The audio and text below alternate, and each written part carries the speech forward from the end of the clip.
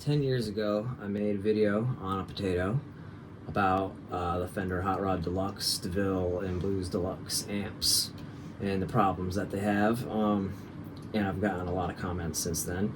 And just yesterday, this dude did a bit of trolling and left a really good comment, a really good question about how I feel about the Vibrolux and what I would recommend. Doesn't have $3,000 to spend on a vintage one, which is probably the best.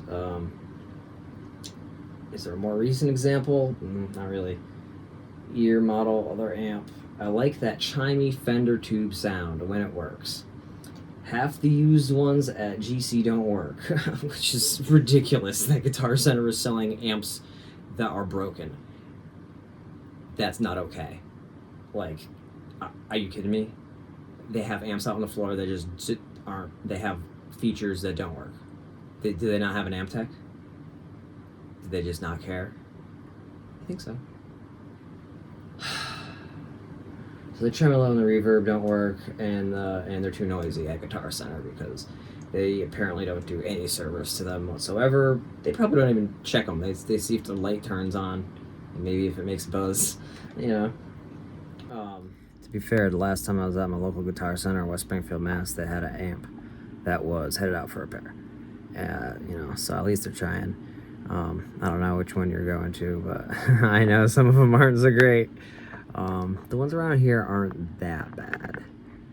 They could vacuum a little more maybe, but yeah, West Side's all right. So Vibrolux is cool. It's a Blackface Fender. Well, I'm assuming we're talking about the Blackface Fender if we're talking about the chimey Fender tone. The tweed ones, they weren't so chimey. They're more gritty and compressed, you know, when you crank them. So, you know, I did a bit of poking on reverb, and I found for $1,500, it's half the price that you don't want to pay. We have a 1970, which is a silver face, which is the next generation after Blackface. They didn't change too much.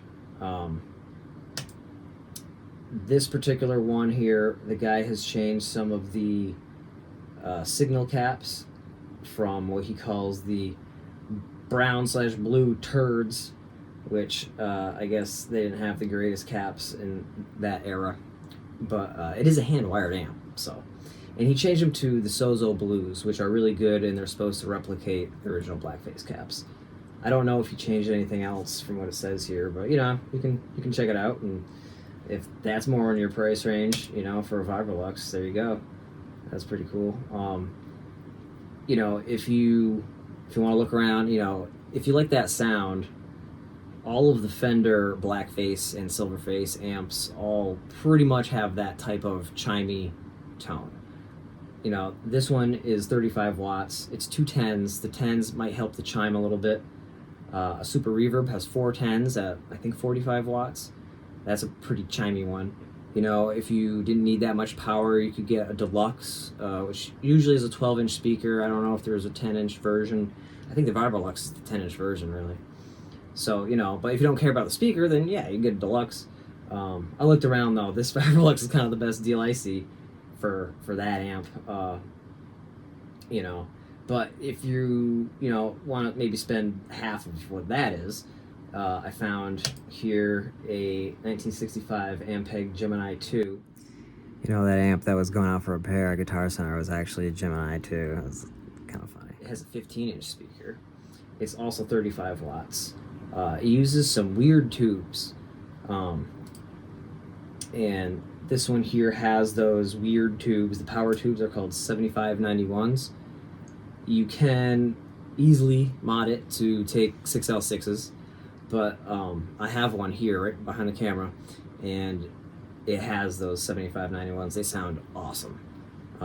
And it's kind of such a weird thing that it's not really worth changing unless it's just cheaper to get 6L6s, that much cheaper that, you know, if you can get in there and change a couple wires, it's not a big deal. This guy's got some sort of rectifier kit. I don't know what the deal is there, but a rectifier tube is a rectifier tube. It's not really gonna change your tone really. It might change the squish and the feel a little bit, but like this amp came with whatever. And so preamp tubes are excellent. This one, the original speaker has a broken magnet, he says, but he's going to include it along with it, and he has a 1970 Sun 15-inch speaker in there to replace it. Switchable negative feedback loop. I don't really know what he means by that, if that's a mod or something. Or maybe it's one of those switches. I don't know. I don't remember seeing that in the circuit. So it could be a mod that he did, which would be cool. That's like having a presence switch instead of a presence knob. This amp doesn't have a presence on it. Fender input jack circuit. Not really sure what that means, but probably makes it sound a little more Fendery. The vibrato is weak, which, I mean, I don't know how it works. It doesn't not work. You know, that could probably be fixed fairly easily. And this is a 1965. They were still hand-wired eyelet boards in this time. Mine's a 67. It's like one of the very last eyelet board hand-wired ones before they switched to like the first era printed circuit boards that are much more of a pain to work on and a lot more fragile.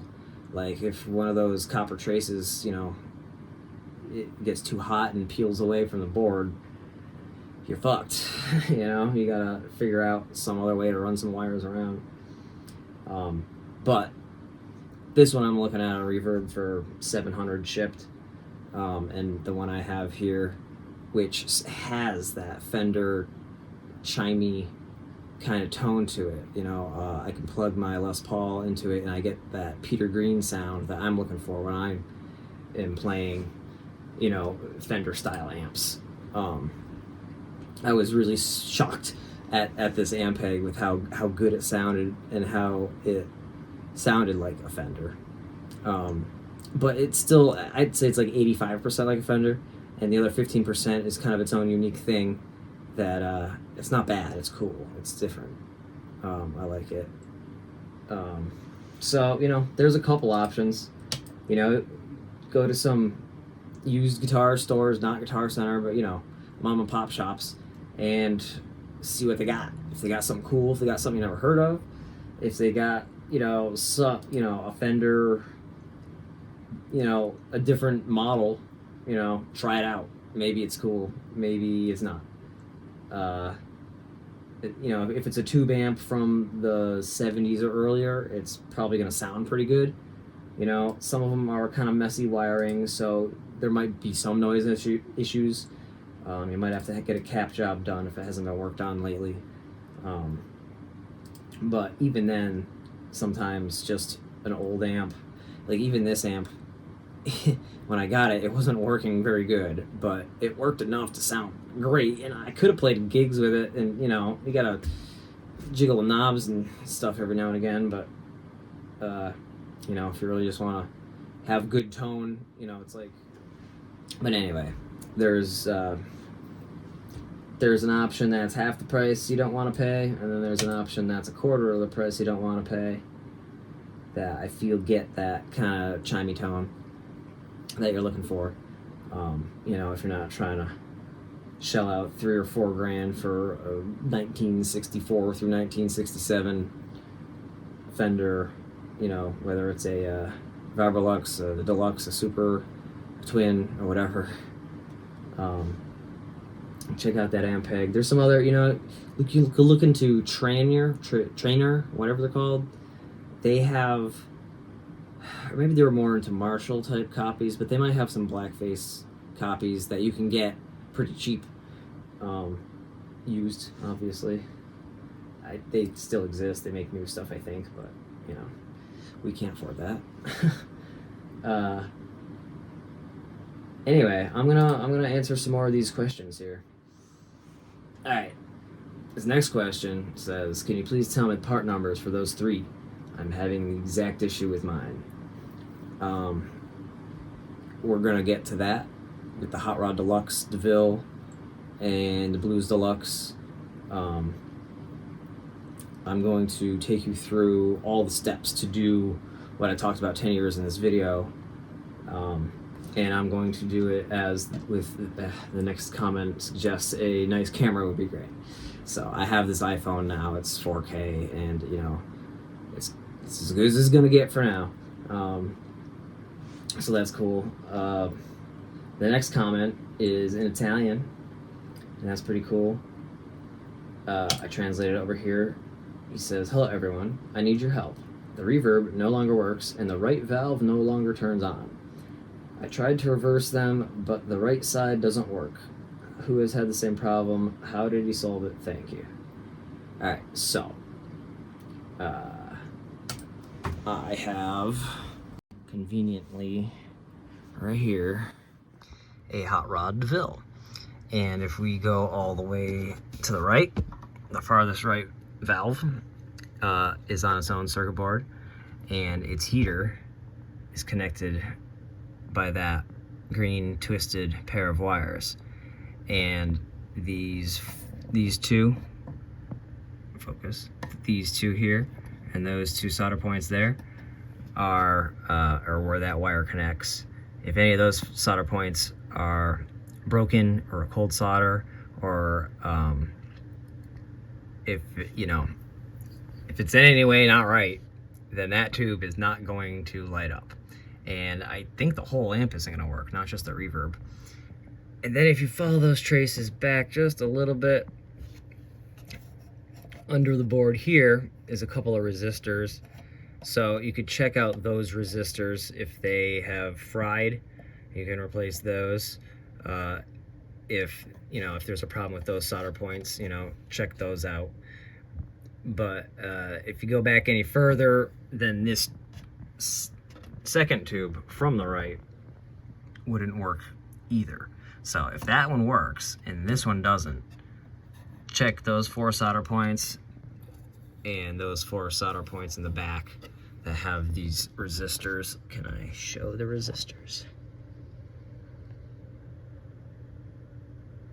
Oh, there it is.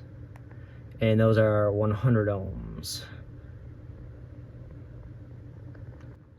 Well, not just the solder points and the resistors, but the board itself. I mean, if it drew too much current at some point and, roasted one of those traces that are going to those wires, anywhere between those two tubes, you can probably hardwire over it and just cut out the burnt parts of the traces. So that's what I would check out first. Good luck. Well, as I'm editing this, I realize that I guess I have to make some t-shirts now that say Bill Curran YouTube channel, No, we're not doing that. But thanks for watching. Take it easy.